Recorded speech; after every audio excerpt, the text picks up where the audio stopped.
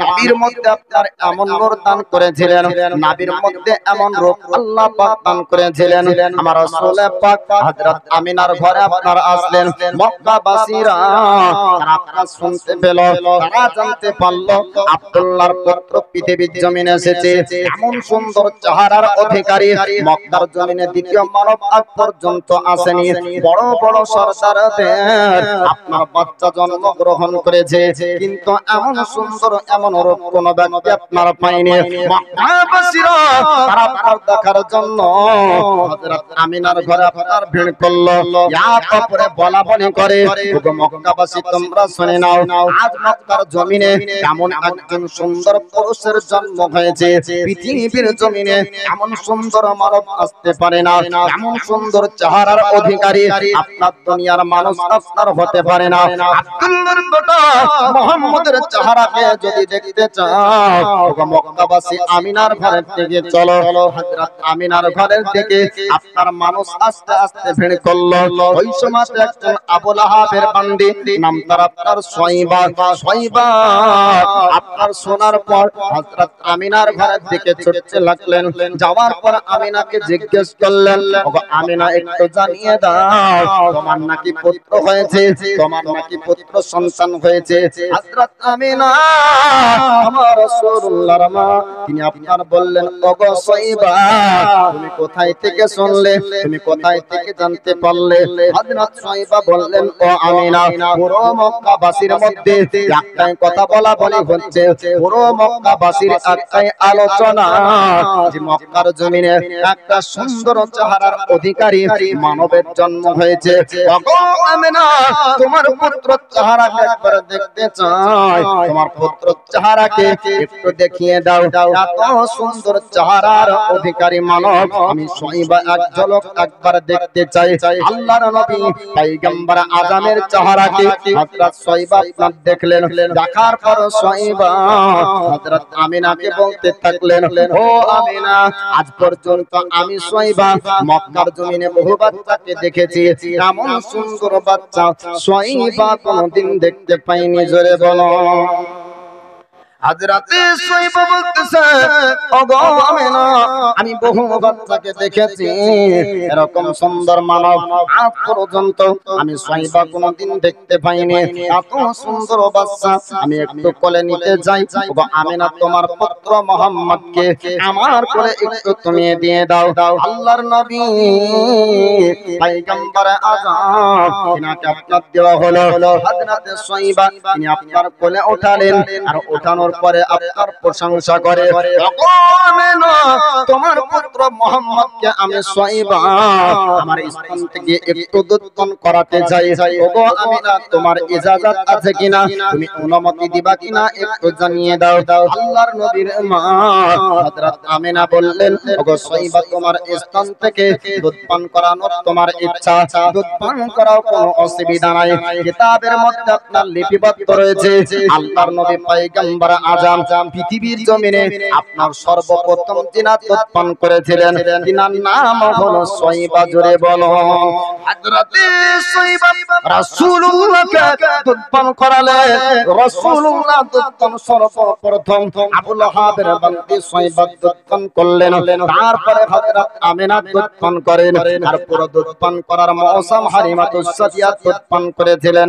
আল্লাহর নবী পয়গম্বর আযম হযরত সুয়াইবার স্থান থেকে দুধ পান করলেন। এবার সুয়াইবা তিনি আপনার বললেন, ওগো আমিনা, আমি একটু তোমার বাড়ি থেকে আবু লাহাবের ঘরে যাই, আবু লাহাবকে খুশখবরি জানাবো, আবু লাহাবের কাছে একটু খবরটা জানিয়ে আসি। আবু লাহাবের কাছে সুয়াইবা চলতে লাগলো। যাওয়ার পরে ডাক দেয়, ও মালিক আবু লাহাব, একটু বের হয়ে আসুন, একটু বের হয়ে আসুন। আজ আপনার ভাতিজা হয়েছে, আজকে আপনার ভাইয়ের পুত্র সন্তান হয়েছে।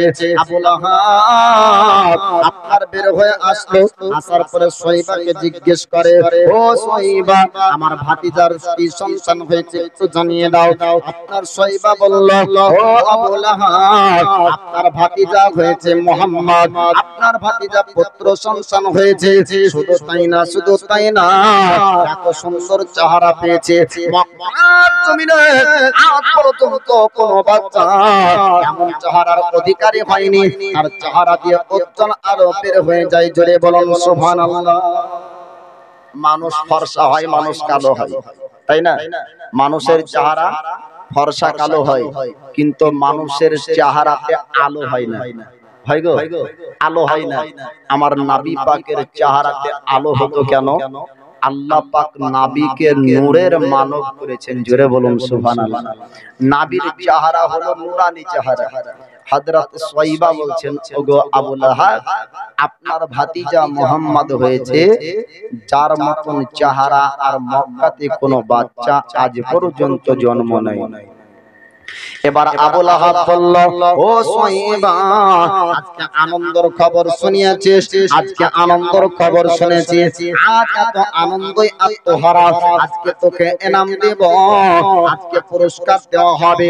সাইবা বললেন, মালিক আবু লাহাব, আপনি আমাকে কি পুরস্কার দেবেন? আপনি আমাকে কি উপহার দেবেন?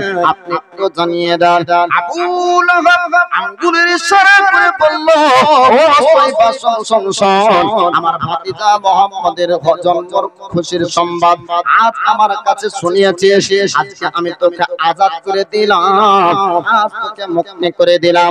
আজ থেকে আমার বাড়িতে কোনোদিন তোকে আপনার চাকরের কাজ করতে হবে না, আর কিন্তু দাস থাকতে হবে না, আমার বাড়িতে আর গোলামতি করতে হবে না। আমি তোকে 2 বছর 3 বছরের জন্য আমি কন্ট্রাক্ট করেছিলাম, আমার বাড়িতে তোকে কাজ করতে হতো।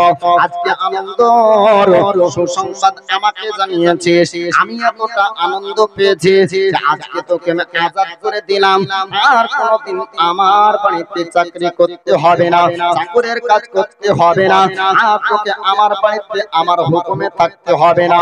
আজাদ করে দেওয়ার কারণে হাদিস শরীফের মধ্যে আপনার লিপিবদ্ধ রয়েছে, আবু লাহাব যখন আপনার মারা গিয়েছিল, স্বপ্ন যোগে তার পরিবার আপনার দেখেছে।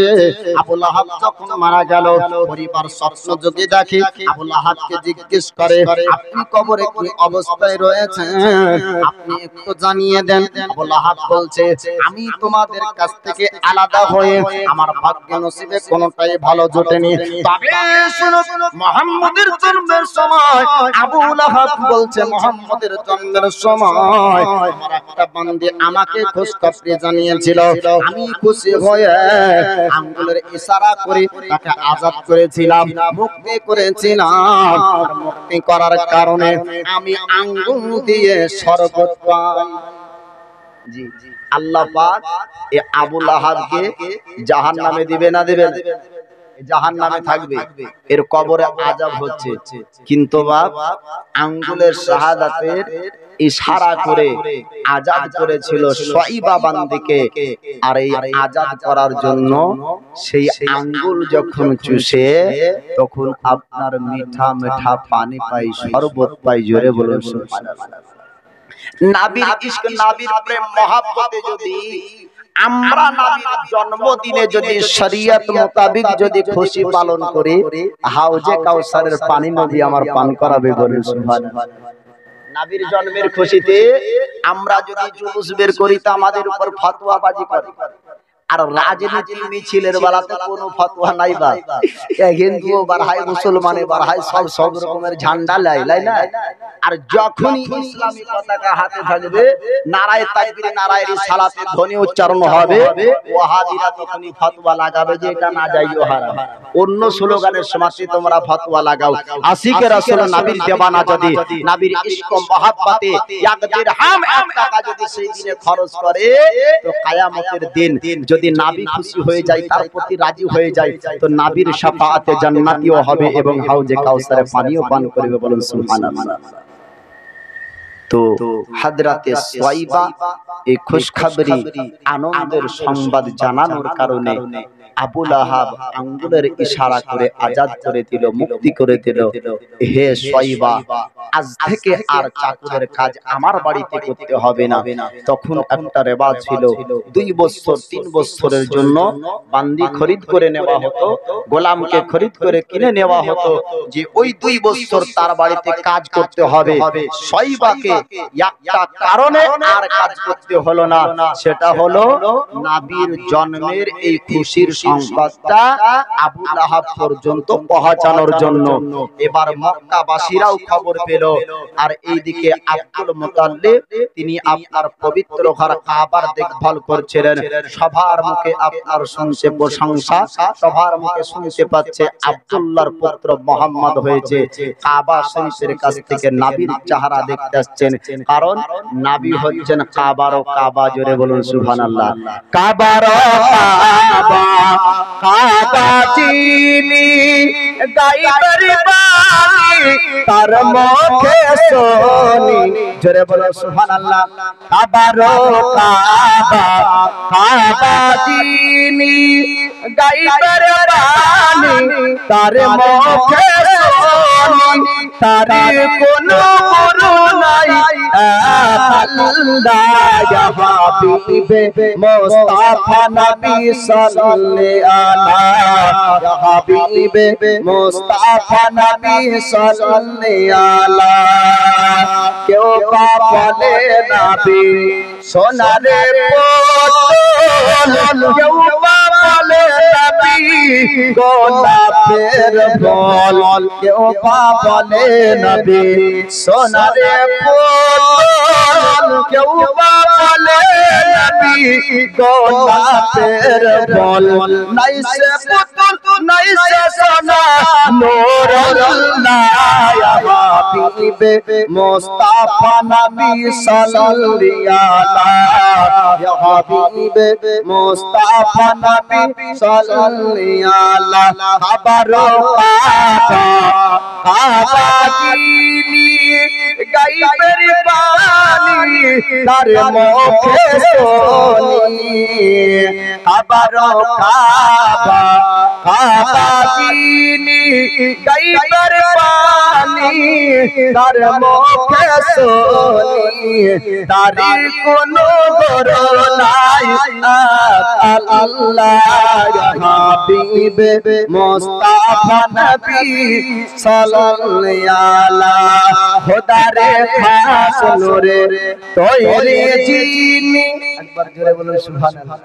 খোদারে খাস নূরে তৈরি জিনি ও গাইবের বাণী তার মুখে শুনি। খোদারে খাস নূরে তৈরি জিনি গাইবের বাণী তার মুখে শুনি।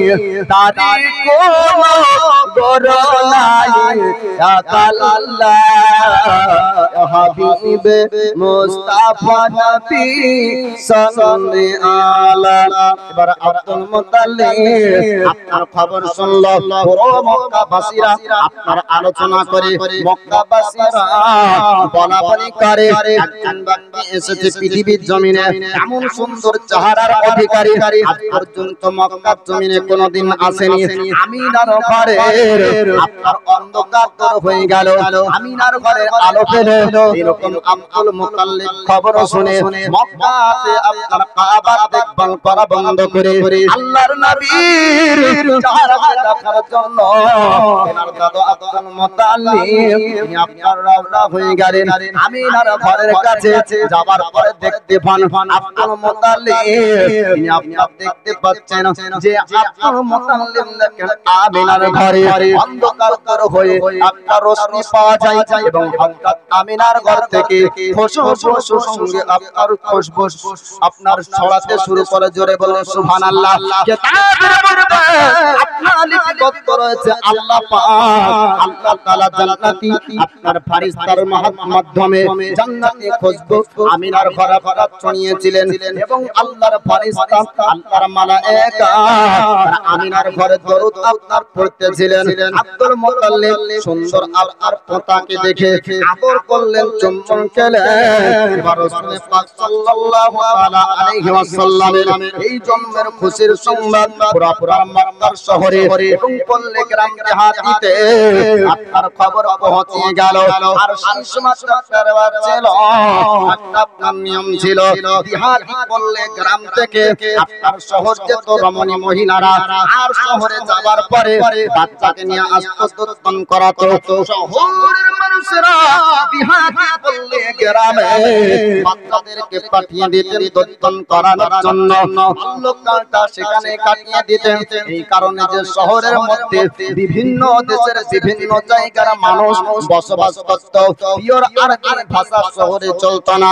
আর পল্লী গ্রাম দেহাতিতে আপনার অরিজিনাল পিওর আরবি ভাষাটা আপনার শেখা যেত।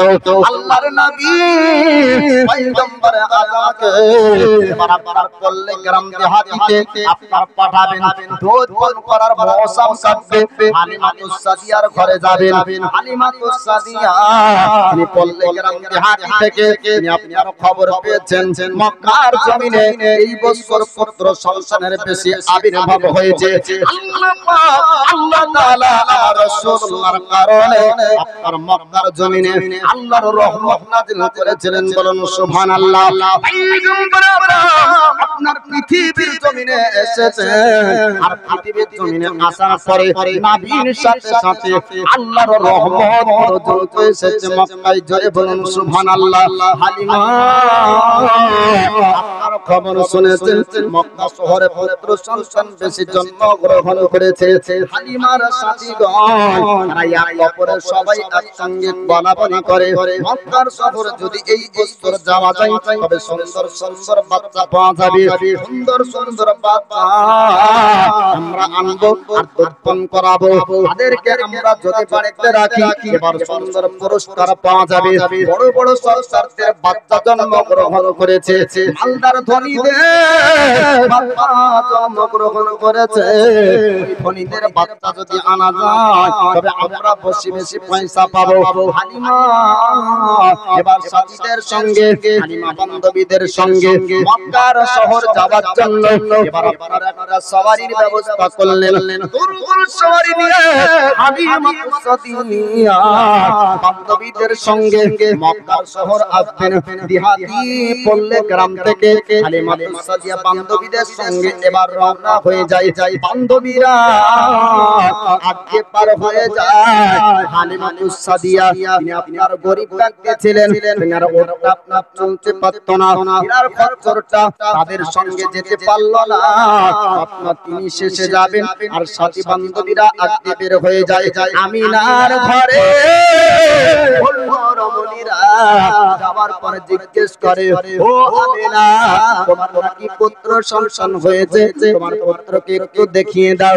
তোমার পুত্রকে আমি একটু দেখব, তোমার পুত্র চেহারা দেখতে চাই।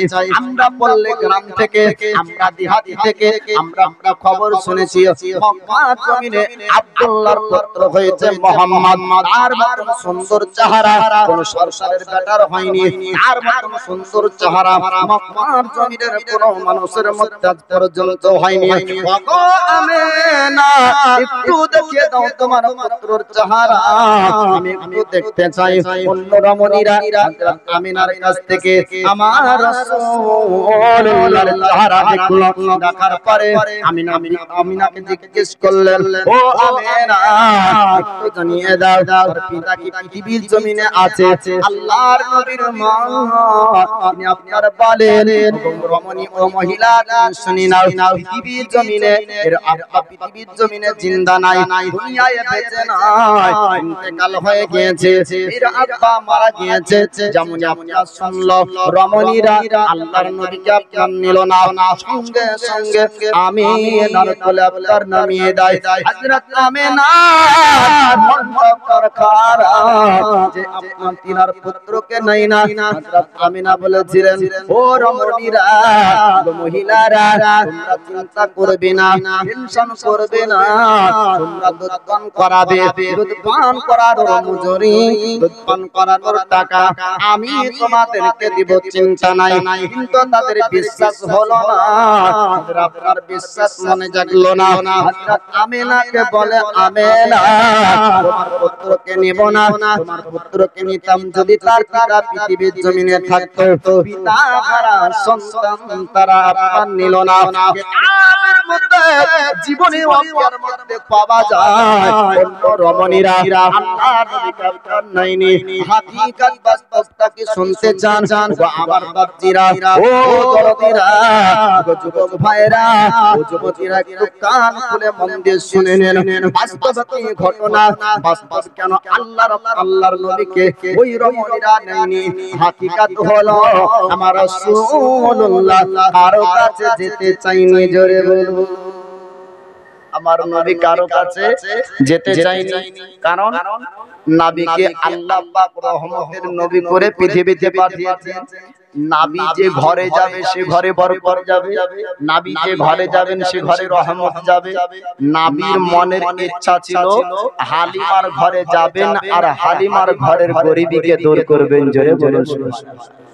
নবী যদি বাঁঝা ছাগলকে বলে এ বকরিকে যে বকরি দুধ দে, তো নবীর হুকুমে বাঁঝা ছাগল বাঁঝা বকরি দুধ দেয়, তাই না? তো নবী যদি চাইতেন তো রমণীরা দুধ দিত না, নবী পাক চাননি তাই তারা দেননি। নবী যদি চাইতেন অবশ্যই তারা দিতেন। নবী পাককে আল্লাহ পাক সমস্ত জগতের মালিক ও মুখতার করে বানিয়েছেন, জোরে বলেন সুবহানাল্লাহ। দয়ার নবীজি আমরা তোমায় ভুলতে পারি না, তোমার আম্মা আমিনা গো তোমার দুধ মা হালিমা, জোরে বলেন সুবহানাল্লাহ। দয়ার নবীজি আমরা তোমায় ভুলতে পারি না, দয়ার নবীজি আমরা তোমায় ভুলতে পারি না, তোমার আম্মা আমিনা গো তোমার দুধ মা হালিমা, তোমার আম্মা আমিনা গো তোমার দুধ মা হালিমা। তুমি জন্ম নিলে মা আমিনার ঘরে,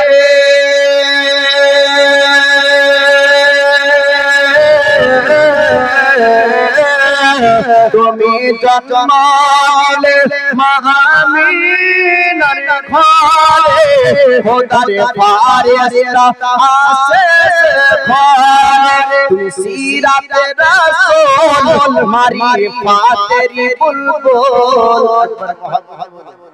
হাত দিয়ে বলুন ইয়া রাসূলুল্লাহ, তুমি সিরাতে রাসূল মারিফাতেরি বুলবুল, তুমি সিরাতে রাসূল মারিফাতেরি বুলবুল, তোমারি তওবা কবুল করতে খোদা দেরি করে না, তোমার আম্মা আমিনা গো তোমার দুধ মা হালিমা, তোমার আম্মা আমিনা গো তোমার দুধ মা হালিমা।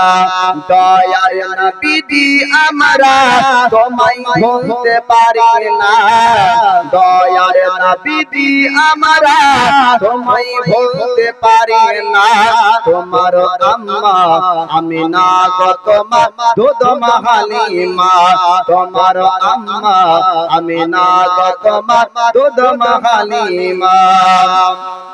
তুমি যখন গেলে মা হালিমার ঘরে,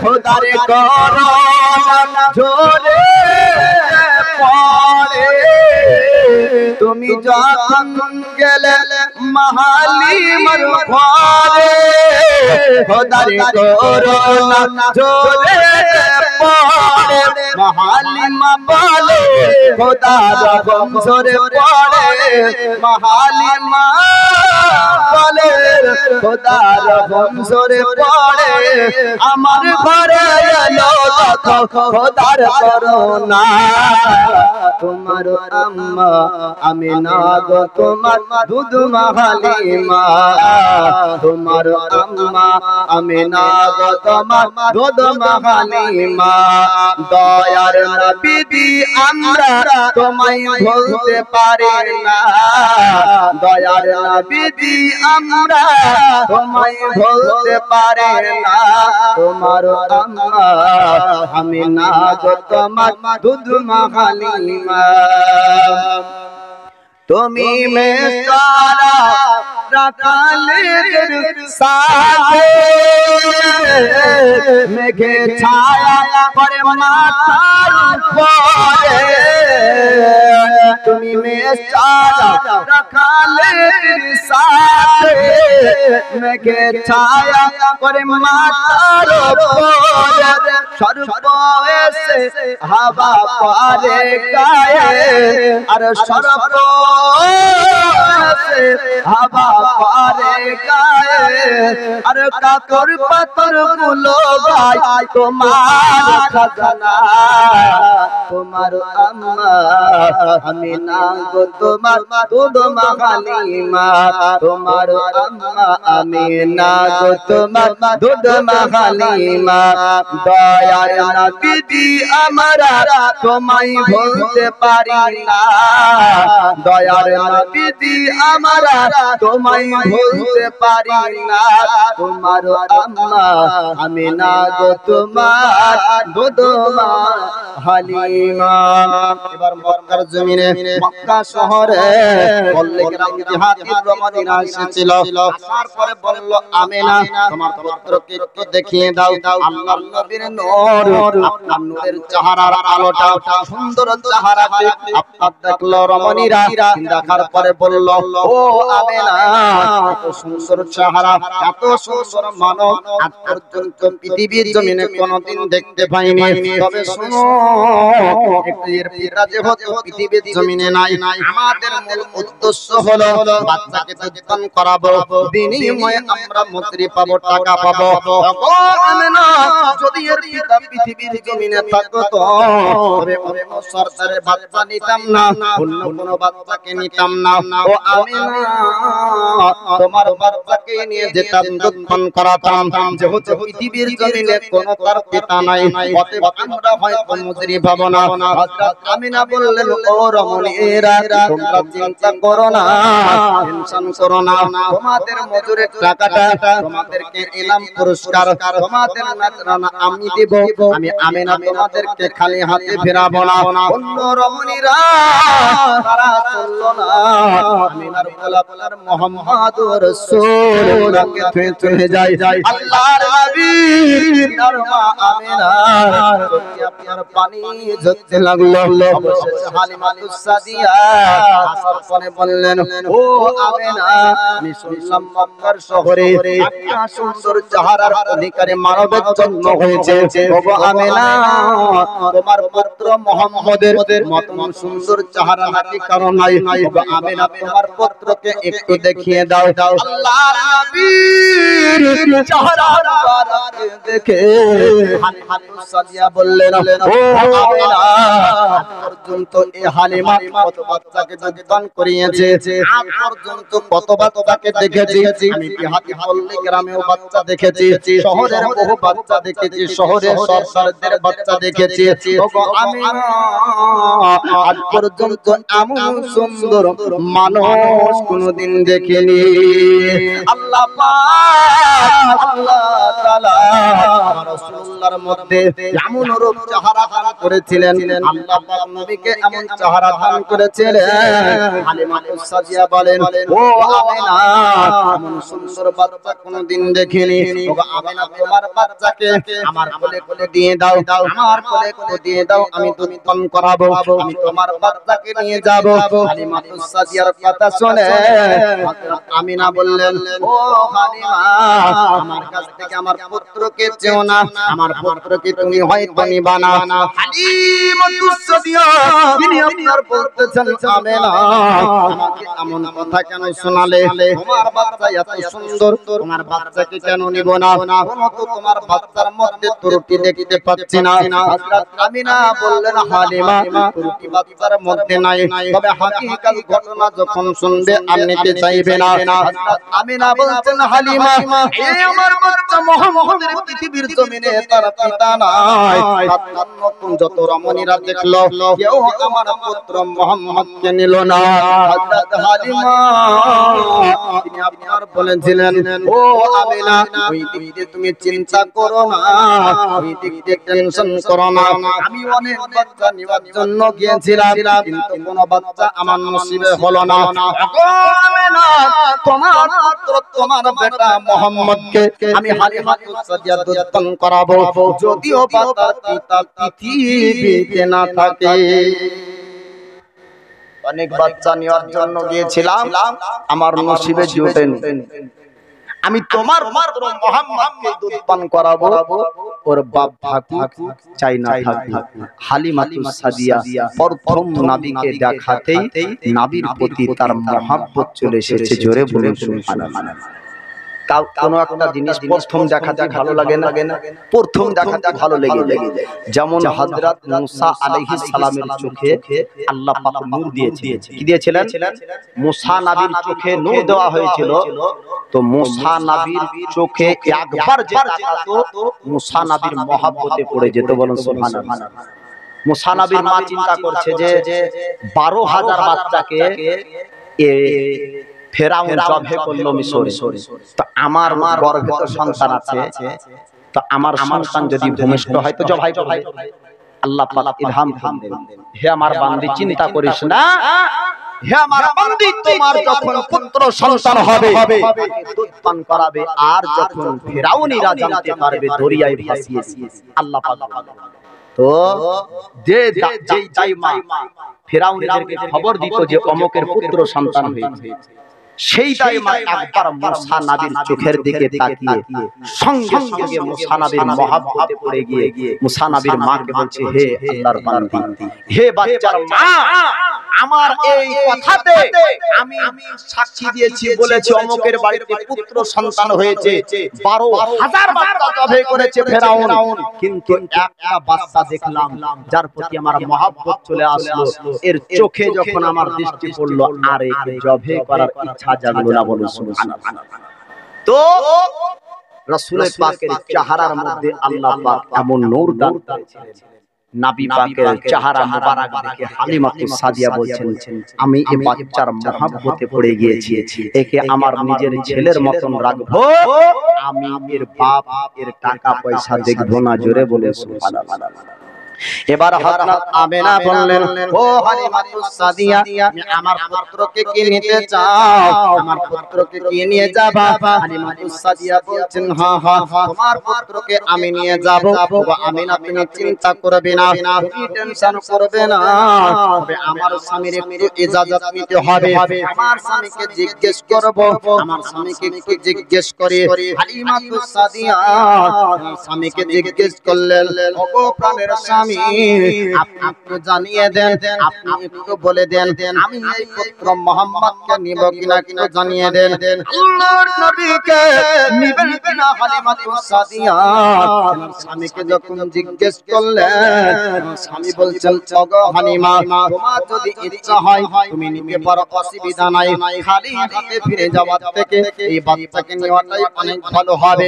হালিমা হযরত আমিনাকে বলেন আমিনা আর চিন্তা থাকলো না, আর কোনো টেনশন থাকলো না, স্বামীর ইজাজত অনুমতি পাওয়া গিয়েছে। ওগো আমিনা তোমার পুত্রকে এবার আমার কোলে কোলে দিয়ে দাও, আমার স্তন থেকে একটু দুধ পান করাবো। হালিমাতুস সাদিয়া আল্লাহর নবীকে আপনার কোলে নিলেন, স্তন থেকে দুধ পান করায়, দুধ পান করানোর পরে পরে হালিমাতুস সাদিয়ার বয়ানটা আপনি শুনুন।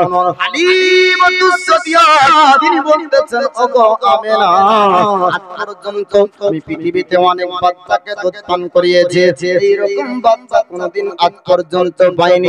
আমি হালিমাতুস সাদিয়া আমি নিজে নিজে বুঝতে পারলাম মুহাম্মদ যখন থেকে দুধ পান করলো আমার স্তনের মধ্যে দুধে বরকত হয়ে যায়। যারে বলুন সুবহানাল্লাহ। আজ পর্যন্ত পৃথিবীতে কত বাচ্চা আমি হালিমা দুধ পান করিয়েছি, কোনদিন বাচ্চাকে দুধ পান করিয়ে পেট ভরাতে পারতাম না। ওই বাচ্চাও কান্না করত এবং আমার দুধ পান করাও বাচ্চাও কান্না করত। দুই বাচ্চাকে দুধ পান করিয়ে পেট ভরাতে পারতাম না। আমার মুহাম্মদ যখন দুধ পান করলো আমার স্তনে এতটাই দুধে বরকত হয়ে গেল, আমার সন্তান পর্যন্ত দুধ পান করলো, তবুও ওই সময়তে দুধের কমতি হলো না। ওগো আমিনা তোমার পুত্র মুহাম্মদকে এবার আমি নিয়ে শহর থেকে দেহাতি পল্লী গ্রাম চলবো। ও আমিনা তুমি ইজাজত দিচ্ছ কিনা একটু জানিয়ে দাও, অনুমতি দিবা কিনা একটু তুমি জানিয়ে দাও।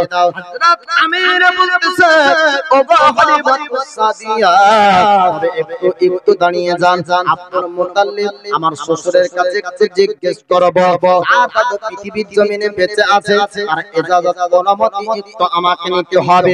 আব্দুল মুতাল্লিবের কাছে হযরত আমিনা গেলেন, যাবার পরে বললেন পল্লী গ্রাম দেহাতি থেকে একটা রমণী মহিলা এসেছে হালিমাতুস সাদিয়া, ওই মহিলাটা আপনার পোতাকে নিয়ে যাবে, দুধ পান করাবে, অরিজিনাল পিওর আরবি ভাষা আপনার শেখাবে।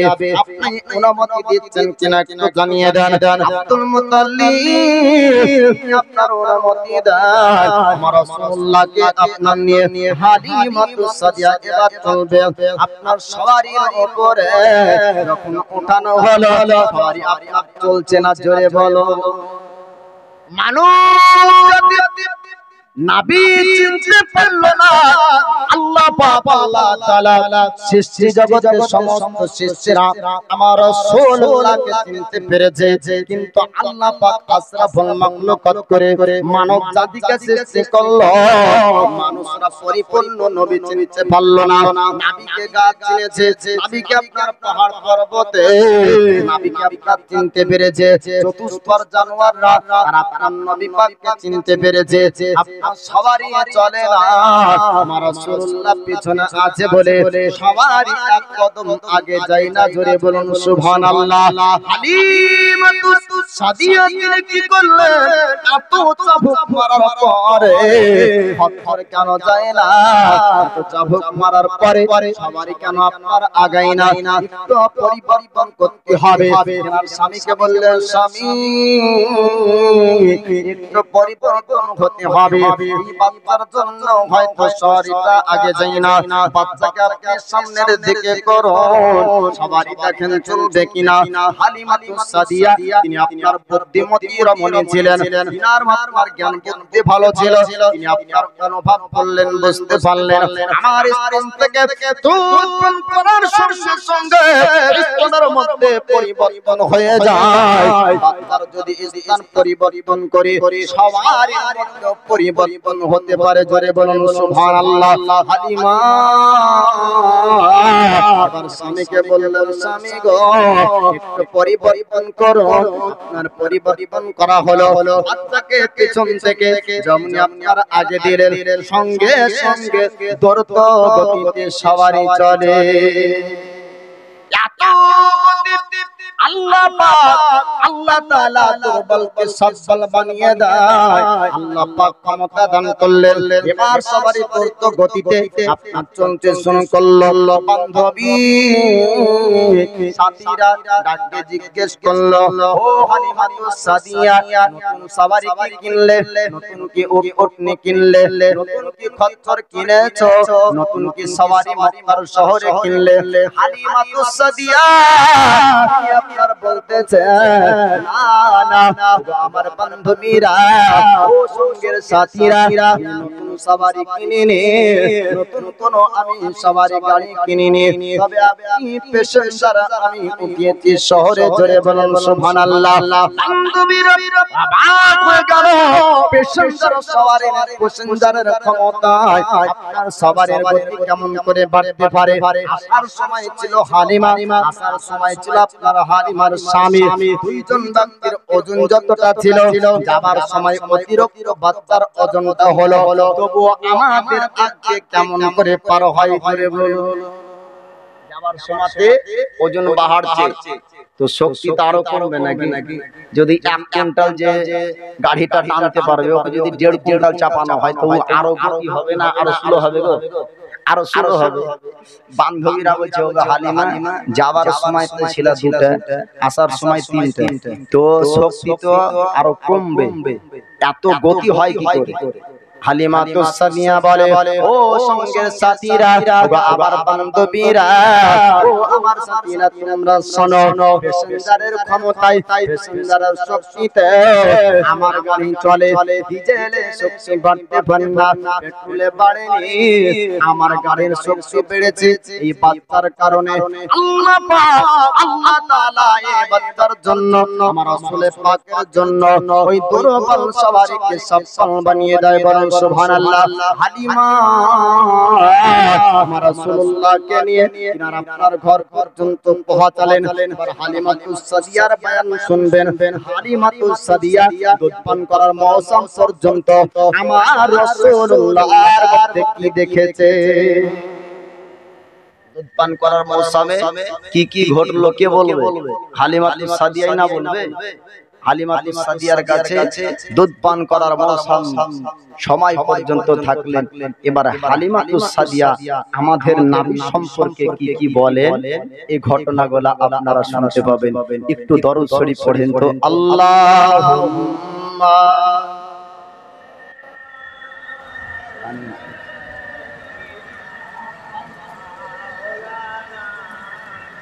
মুহাম্মাদ ওয়া আলা আলি সাইয়্যিদিনা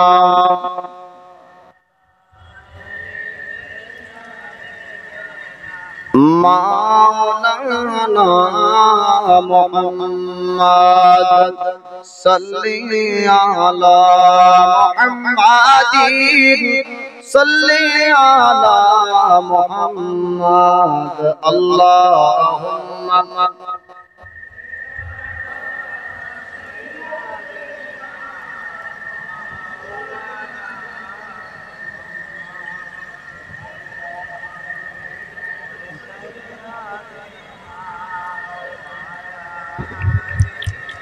سيدنا مولانا محمد صلي على محمد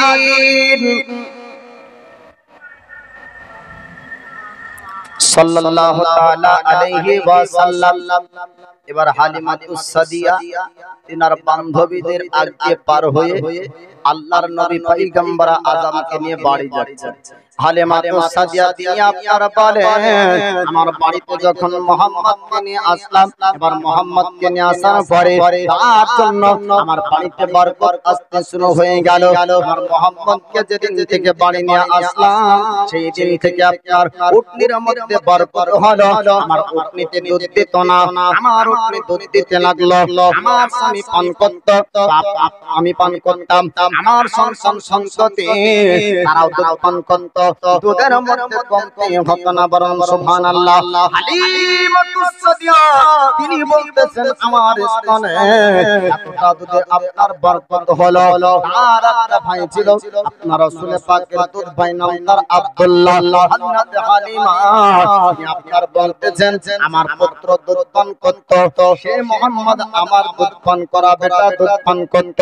রাত্রি বেলায় আপনার কান্না করত না, কেউ কান্না করতো না, আরামে তারা ঘুম চলে যেত।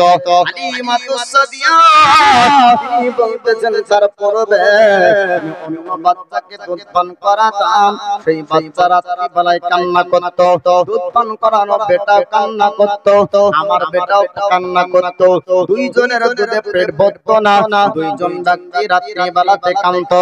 আমি হালিমা আমি শান্তি করে কাজ করতে পারতাম না, রাত্রি বেলায় আরামে ঘুম আমার পড়া হতো না, আমার রাত্রি বেলায় আরামে ঘুম কোনোদিন হতো না। মুহাম্মদকে যেদিন থেকে আমি দুধ পান করাতে শুরু করলাম, সেই দিন থেকে রাত্রি বেলাতে আমি আরাম করে ঘুম পড়তে পারি। হালিমাতুস সাদিয়া বলে আমার কোনো রকম কাজের অসুবিধা হয় না, আমার বাচ্চাও আরামে ঘুমিয়ে যায়, মুহাম্মদকে দেখে আরাম করে, আমার কোনো বাচ্চা আজ পর্যন্ত কান্না করলো না। হালিমাতুস সাদিয়া তিনি বলেন শুধু তাই না, বাচ্চাকে দোলনার উপর রাখতাম, দোলনা হয়তো যখন থেমে যেত চিৎকার করে কান্না করতো, আমি কাজকর্ম ফেলে দিতাম, বাচ্চার কাছে ছুটতে লাগতাম। হালিমাতুস সাদিয়া বলতেছে মুহাম্মদকে দোলনার উপরে রেখে আমি হালিমা কাজে লিপ্ত হয়ে যেতাম, মাঝে মাঝে চিন্তা হয়ে যেত দোলনা হয়তো থেমে গিয়েছে, বাচ্চা হয়তো কান্না করবে, কিন্তু না না, হালিমাতুস সাদিয়া বলেন আমি ছুটতে লাগলাম দোলনার কাছে, যাওয়ার পরে দেখতে পেতাম দোলনাকে যেন দোলনা দেয়। যে বলো আল্লাহ পাক, আল্লাহ তাআলা আল্লাহর ফেরেশতা জিবরিল আমিনকে পৃথিবীর জমিন আপনার পাঠিয়ে দিতেন। আল্লাহর ফেরেশতা জিবরিল আমিন আসতো, আসার পরে আমার রাসূলুল্লাহর দোলনার উপর দোলনা দিতেন, দোলনা অটোমেটিক হিংত। হালিমাতুস সাদিয়া কোনো মানুষকে দেখতে পেতেন না, কোনো ব্যক্তিকে আপনার দেখতে পেতেন না, এই দোলনাতে কে দোলনা দেয়? আল্লাহর ফেরেশতা নূরানী আপনার চেহারা নিয়ে আমার রাসূলুল্লাহর দোলনায় আপনার দোলনা দিতেন। হালিমাতুস সাদিয়া বলতেছে যতদিন পর্যন্ত মুহাম্মদ দোলন করলো ততদিন পর্যন্ত আমার এক স্থানে দোলন করেছে, অন্য স্থানে কোন রকম মুখ লাগাইনি। হালিমাতুস সাদিয়া অনেক চেষ্টা করেছিলাম অন্য স্থানে দোলন করানোর জন্য, কিন্তু না না, অন্য স্থানে দোলন করাতে পারিনি, অন্য স্থানে কোনদিন আমার মুহাম্মদ মুখ লাগাইনি। আমি মুহাম্মদকে দুধ যখন না করাতে পারলাম, বড় বড় কবিরাজের কাছে গেলাম, আমি বড় বড় কবিরাজরা জিজ্ঞেস করলাম ও কবিরাজ মহাশয় একটু পরীক্ষা করে দেখুন আমার শরীরের মধ্যে কি অসুখ হয়েছে, আমার কি শরীর খারাপ, আমার স্তনের মধ্যে কি কোন রোগ এসেছে। আপনার কবিরাজ তারা বলেছিল হালিমাতুস সাদিয়া চিন্তা করবে না, টেনশন করবে না, তোমার শরীরের মধ্যে অসুখ ধরেনি, শরীরের মধ্যে রোগ ধরেনি, তোমার বাচ্চা কেন দুধ পান করছে না এর কারণ আমরা কবিরাজ বলতে পারবো না। হালিমাতুস সাদিয়া এক কবিরাজের কাছ থেকে অন্য কবিরাজের বাড়ি যায়, অন্য কবিরাজকে বলে ও কবিরাজ মহাশয় একটু চিন্তা করে দেখুন, একটু পরীক্ষা করে দেখুন আমার কি কোনো অসুখ হয়েছে, আমার কি স্তনের মধ্যে কোন রোগ হয়েছে। অন্য কবিরাজ মহাশয় বলল না না, ও হালিমাতুস সাদিয়া তোমার মধ্যে তো অসুখ হয়নি, তোমার মধ্যে তো রোগ হয়নি, তবে আমার স্তন থেকে আমার পুত্র মুহাম্মদ কেন দুধ পান করে না? কবিরাজ বলল ও হালিমাতুস সাদিয়া তোমার স্তন থেকে দুধ পান না করার কারণ আমাদের পরীক্ষা ফেল করলো, আমাদের পরীক্ষা আমরা বুঝতে পারলাম না। আল্লাহ পাক আল্লাহ তাআলা পৃথিবীর জমিনে তিনার হাবিবুল্লাহকে আপনার দুনিয়াতে পাঠিয়েছেন হকের শিক্ষা দেওয়ার জন্য, জগৎবাসীকে শিক্ষা দিবে কেমন করে এক অপরের হক আদায় করতে হয়, জগৎবাসীকে হকের শিক্ষা দিতে আসছে তিনি কেমন করে আপনার ভাইয়ের হক মারবেন। আব্দুল্লাহ ছিলেন দুধ ভাই, হক নবী পাক মারতে চাননি, এক স্তনের দুধ নবী পান করেছেন, অপর স্তনটা দুধ ভাইয়ের জন্য রেখেছেন। জোরে বলো নিজে পান করেছেন আর আরেকটা রেখেছেন তিনার দুধ ভাই আব্দুল্লাহ। হালিমাতু সাদিয়ার বেটা একটা পান করবে আর আমার নবী একটা পান করবেন। তিনি দুধ পান করার মৌসুমে আপনার হকের শিক্ষা জগৎবাসীকে দিয়েছেন। জোরে বলুন সুবহানাল্লাহ। আর বর্তমান সময় বা তোমার বলতেও হয় না, না বললেও হয়।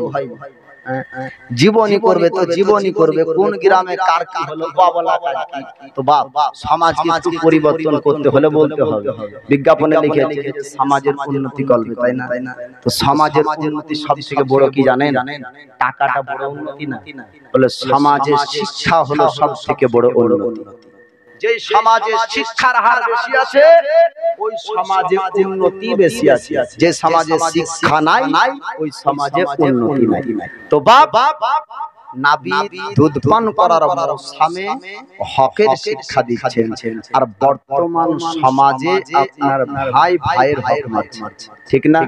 ভাই ভাই ভাইয়ের স্ত্রী করে লাই, বাপ বুড়া হয়ে অসুস্থ, বাপকে কোন রকম চিকিৎসা করতে নিয়ে গেল, যাওয়ার পরে অফিসে যাও সব সই করে নিয়ে তো ভাই ভাইয়ের হক বাপ আল্লাহর হক যদি কেউ আদায় না করে, তওবা করলে আল্লাহ ক্ষমা করে দিলে তার গুনাহ ক্ষমা হয়ে যাবে। একটা হলো হক আল্লাহর, একটা হলো হক পরিবার, বান্দার প্রতি বান্দার হক। আপনি মানুষের কাছে অন্যায় করেছেন, ও মানুষ যতক্ষণ না ক্ষমা করবে আল্লাহও ক্ষমা করবে না। খবরদার কেউ কারো হক মারবেন না। আমার রাসূল পাক দুধ পান করার মৌসুমে ভাইয়ের হক মারলেন না। হালিমাতু সাদিয়া শত চেষ্টা করে দেখলেন, তিনার শরীরের মধ্যে কোনো রোগ নাই, একটাই রোগ, সেটা হলো আমার নবী ইচ্ছাকৃত পান করেন। জোরে বলুন সুবহানাল্লাহ। হালিমাতু সাদিয়া বলেন, এরকম ভাবে আমার ঘরে আস্তে আস্তে পরিবর্তন হতে শুরু হলো, আমার ঘরে আস্তে আস্তে বরকত হতে লাগলো। আমার পুত্র মুহাম্মদ যেদিন থেকে এসেছে বিভিন্ন দিক দিয়ে আমার ঘরে বরকত হয়ে যায়।